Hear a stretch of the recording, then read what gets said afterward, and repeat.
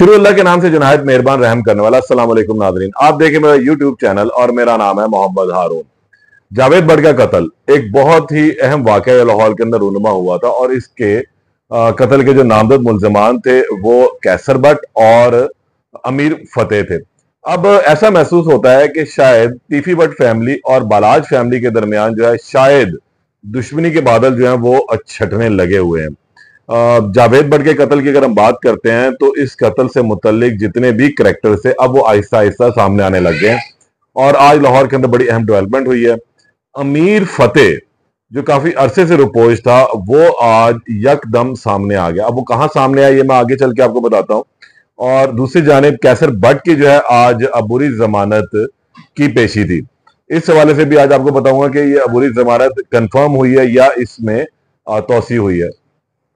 इस केस का अगर थोड़ा सा रिव्यू देखें तो जावेद बट का जो अफसोसनाक वाकया था वो इसी महीने में गुज़िश्ता जो हमारा महीना गुजरा है सितंबर का उसमें पेश आया था, जब केनाल रोड के ऊपर इन्हें अंधाधुंध गोलियों का निशाना बना दिया गया था।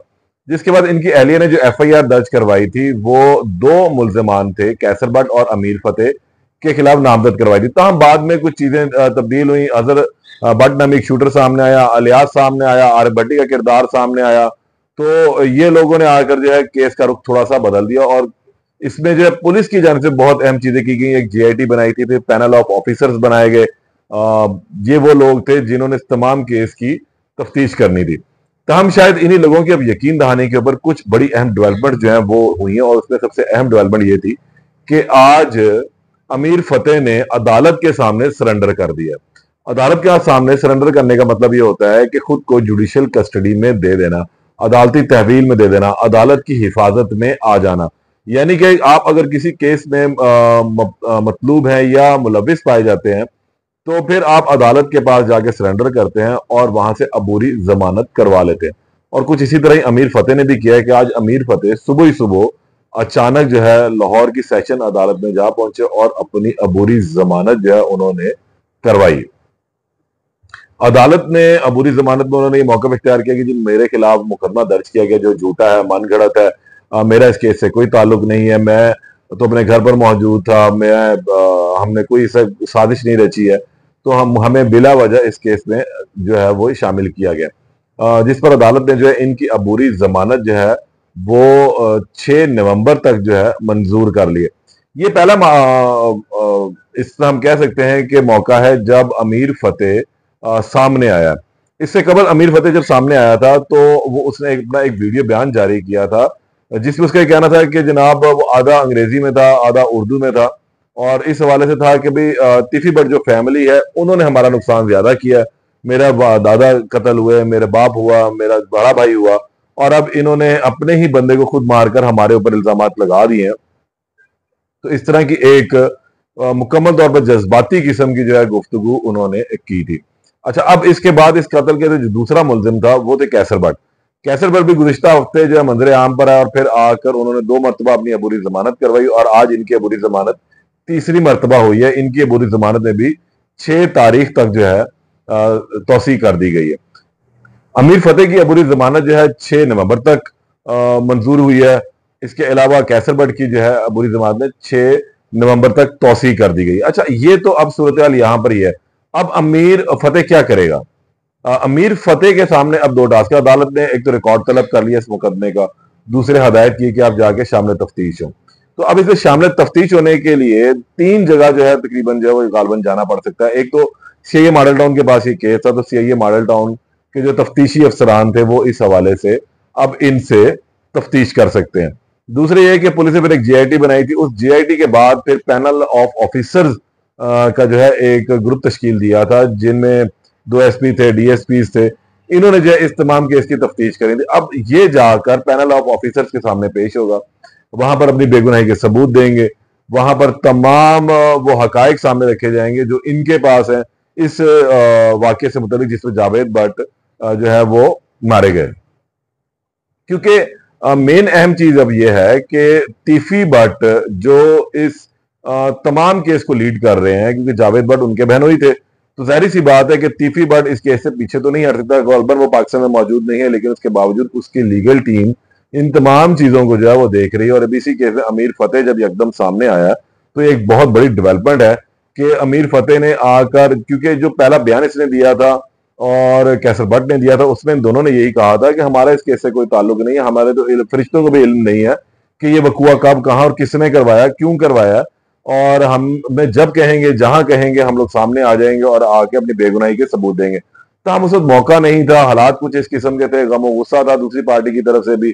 तो ये भी खदशा है कि तीसरी पार्टी इसमें फायदा ना उठा ले। तो इसी वजह से ये कुछ अरसा जो है रिपोर्ट रहा, तकरीबन 2 महीने के करीब रिपोर्ट रहा, और अब आज सुबह यकदम सामने आया और अब आके खुद को सरेंडर कर दिया अदालत के सामने। पैनल ऑफ ऑफिसर के सामने पेश होकर अपना मौका बयान करेंगे। इससे कबल मैंने कल भी वीलॉग में बताया था कि कैसर बट भी जो है वो जाकर पेश हुआ और उसने तकरीबन 10 के करीब बयान हल्फी दिए हैं लोगों के, और उनको कहा है कि जनाब जिन लोगों ने गारंटी दी कि कैसर बट का इससे ताल्लुक कोई नहीं है, कैसर बट मौके पर मौजूद नहीं था, एफआईआर में जो चीज लिखी गई है वो सरासर गलत और झूठ पर मबनी है। इसके अलावा फिर जो तफ्तीशी अफसर था उसने कुछ सवालनामा जो है वो भी इन्हें थमा दिया कैसर बट को, और कहा कि जनाब अब आप ये लेके जाएं और जाकर जो है इस हवाले से हमें जवाब दें, और 7 रोज के बाद अब आपने हमारे पास आना है। तो ये 2 बड़ी डेवलपमेंट जो हुई है। लेकिन अब अगर हम इसको थोड़ा सा तजिया करें तो इसमें सूरत यकसर अभी भी मुख्तलिफ है। मैंने गुज़िश्ता व्लॉग में बताया था कि अब आहिस्ता आहिस्ता ये तमाम करैक्टर्स जो हैं वो सामने आना शुरू होंगे जो इस एफआईआर के नामजद मुल्जिम है, क्योंकि 2 बड़े मुल्जिम थे, कैसर बट और अमीर फतेह। इसके अलावा जो दीगर मुल्जिमान है वो तो गिरफ्तार पहले ही हो चुके हैं, जुडिशियल रिमांड के ऊपर है। तो अब ये दोनों शामिल हो गए हैं, तो इसलिए यहाँ इस हद तक इस केस में बड़ी अहम डेवलपमेंट ये हुई है। जबकि अगर हम अमीर बलाज वाले केस को देखते हैं तो तीफी बट, गोगी बट नामजद मुल्जिम है। इन दोनों ने तकरीबन आज 8 माह से ज्यादा अरसा हो चुका हुआ है, इसमें अपनी ना तो बुरी जमानत करवाई, ना पुलिस के सामने पेश हुए, ना ही अपना को बयान दिया। तीफी बट का एक बयान सुबह बहुत अरसा कबल आया था, सोशल मीडिया के ऊपर भी चलता रहा, टीवी चैनल को इंटरव्यू दिया था जिसमें उन्होंने इल्जाम पुलिस पर लगाए थे और कहा था इस फैमिली को कि जी बलाज को मैंने नहीं मारा, मेरा कोई ताल्लुक नहीं है। सेम इसी तरह जिस तरह अब जावेद बट के वाकये के बाद बलाज फैमिली के जानिब से कहा गया कि हमारा इस कत्ल से कोई ताल्लुक नहीं बनता। तो लेकिन इसमें थोड़ी सी चीजें मुख्तलिफ रही हैं कि अब तीफी बट और गोगी बट तो मंजर आम पर नहीं आए, उन्होंने बलाज के मामले के हवाले से कोई अपनी बेगुनाही के सबूत पेश नहीं किए। तहम अब कैसर बट और अमीर फतेह सामने आए। अब देखते हैं कि क्या ये दोनों अपनी बेगुनाही के सबूत सामने रखते हैं।